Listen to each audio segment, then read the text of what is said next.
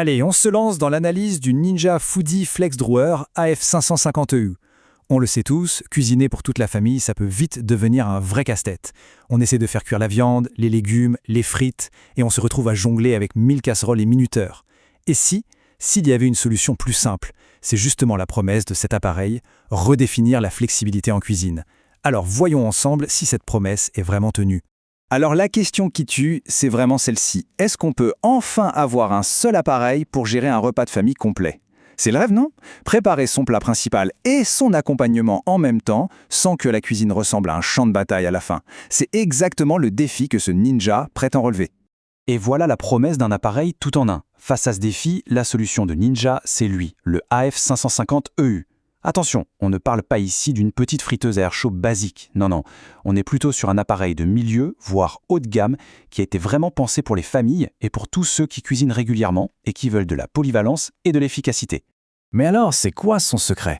Comment il fait ça? Eh bien, tout est dans ce concept super malin. Le Flex Drawer, c'est vraiment ça le cœur de l'innovation. Imaginez un peu, on a une très grande cuve, format XXL, parfaite pour, disons, un poulet entier. Mais, hop, en un clin d'œil, on peut la diviser en 2 zones de cuisson complètement indépendantes. Et là, c'est génial. On peut lancer des frites bien croustillantes d'un côté et des légumes rôtis de l'autre. 2 cuissons différentes en même temps et sans que le goût des légumes se mélange à celui des frites. C'est ça la flexibilité. Bon. Cette promesse, elle est super alléchante. Mais pour que ça marche, il faut que techniquement ça suive. Alors il est temps de regarder un peu les chiffres, de voir ce que cette machine a vraiment dans le ventre. Premier chiffre clé, la capacité. On part de 6,6 litres au total. Pour se donner une idée, c'est un volume vraiment considérable. C'est ce qui permet de faire rentrer un poulet entier ou de préparer assez de frites et de légumes pour une grande famille sans aucun problème. Ensuite, la puissance. 2470 watts. Alors là, concrètement, qu'est-ce que ça veut dire ? Ça veut dire que ça chauffe vite, très vite même. On passe moins de temps à attendre que ça préchauffe et la cuisson est plus rapide et surtout bien plus homogène. Et pour finir avec les chiffres importants, la température. L'appareil peut monter jusqu'à 240 degrés. C'est une plage de température super large qui commence à 40 degrés. Et ça ouvre un champ des possibles énorme. On peut déshydrater des fruits tout doucement ou alors monter très haut en température pour obtenir ce rôtissage parfait. Vous savez, la peau du poulet bien dorée et super croustillante. Voilà un petit tableau qui résume bien tout ça.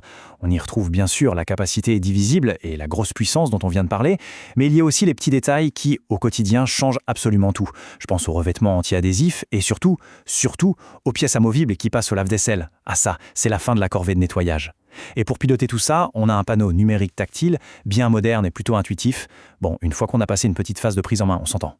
Bon, sur le papier, c'est vrai que c'est assez impressionnant. Mais on le sait, l'appareil parfait, ça n'existe pas. Il est donc temps de faire la part des choses, de peser objectivement les points forts, mais aussi les points faibles. Alors, pour ce qui est de la balance des performances, du côté des avantages, c'est clair. La capacité XXL et la cuve modulable, ce sont les vraies stars du show. C'est ça qui fait toute la différence. Si on ajoute à ça sa grande polyvalence et le fait qu'il soit super simple à nettoyer, on a un vrai champion dans la cuisine. Maintenant, passons aux inconvénients. Il faut savoir qu'il est un peu bruyant, on l'entend fonctionner. Certains trouvent aussi le préchauffage un poil long. Mais le point le plus important à garder en tête, c'est peut-être sa prise en main. Avec toutes ces options, il y a une petite courbe d'apprentissage. Il faut un petit temps pour s'y faire, surtout si on n'a jamais eu ce genre d'appareil. Ok, la fiche technique, c'est une chose. Mais qu'en disent les gens qui l'utilisent vraiment, tous les jours, dans leur cuisine? C'est souvent là qu'on trouve les infos les plus intéressantes, non ? Eh bien, ce qui ressort, c'est une tendance globale, vraiment positive. Et ce qui est super intéressant, c'est que les points forts qui sont le plus appréciés, ce sont exactement ceux que Ninja met en avant, la capacité et la flexibilité de la double zone. C'est une belle preuve de cohérence. Pour les points faibles, c'est pareil, on retrouve les mêmes choses. Le bruit qui est mentionné assez souvent et cette fameuse courbe d'apprentissage au début. Bon, maintenant qu'on a fait le tour de tout ça, la question finale est, c'est pour qui au juste ce Ninja Foodi Flex Drawer ? Essayons de dresser le portrait robot de la personne pour qui cet appareil est idéal. Alors, le profil idéal, il se dessine assez nettement. Clairement, cet appareil, il est fait pour les familles de plusieurs personnes.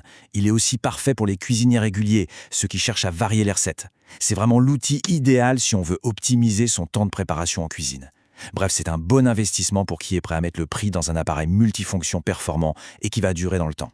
Par contre, il est moins adapté pour d'autres profils. Si on cuisine de temps en temps ou si on cherche juste un truc super simple pour faire des frites avec un seul bouton à presser, alors là, ce modèle risque d'être un peu surdimensionné. C'est un peu comme utiliser un marteau-piqueur pour planter un clou. Toute sa richesse pourrait même devenir un peu compliquée pour rien. Et tout ça, ça nous amène à la question finale, celle qui résume un peu tout le débat. Est-ce que cette polyvalence quasi ultime justifie la petite courbe d'apprentissage au début? Est-ce que le jeu en vaut la chandelle? Eh bien, il n'y a pas de réponse toute faite. La réponse, elle dépend vraiment des besoins et des habitudes de chacun en cuisine. C'est sur cette réflexion que je vous laisse. Merci d'avoir suivi cette analyse et à très bientôt.